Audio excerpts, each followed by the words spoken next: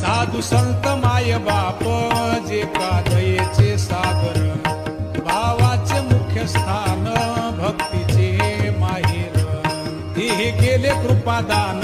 मस्तकी ठेविला कर, माया मोह निरसाली शुद्ध झाले कले